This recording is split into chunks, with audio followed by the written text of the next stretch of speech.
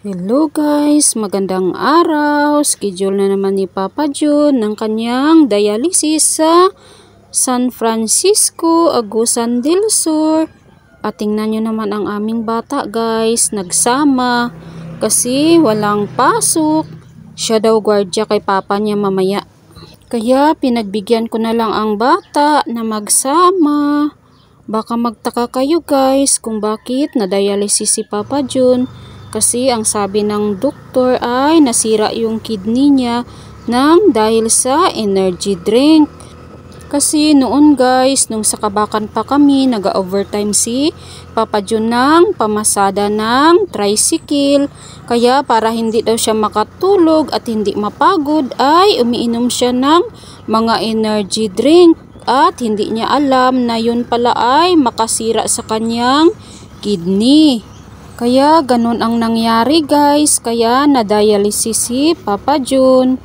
Kaya sa mga nanonood dyan, sa mga nakikinig, iwas-iwas lang sa mga energy drink, lalo na yung mga trabahante at mga bata. Kasi nakakasira pala yan sa kidney ng tao. At fast forward ko na guys, malapit na pala kami sa Vida Dialysis Center at dito na nga kami sa loob ng dialysis center at ito si Papa Jun, naka-plaster na guys.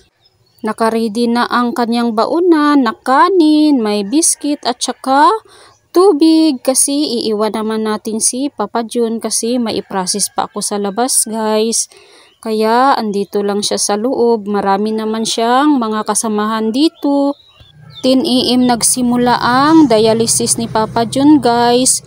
4 hours yan siya, kaya mga alas 2 pa ng hapon siya matatapos dyan at tamang-tama matapos na rin yung pag-process ko ng mga papers sa labas. At ayan tingnan nyo ang bata guys, gwardiya siya kay Papa niya. Ayan, paupo-upo na lang siya, tinitingnan niya yung Papa niya. At sinabi niya pa na, ay naku, ganun pala yung madialysis mama.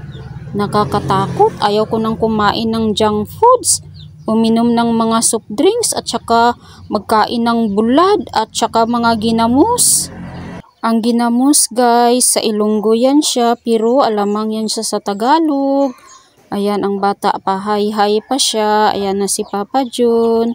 Kaya dito na lang for today's video. Maraming salamat sa panunood nyo. God bless you all. Like and follow.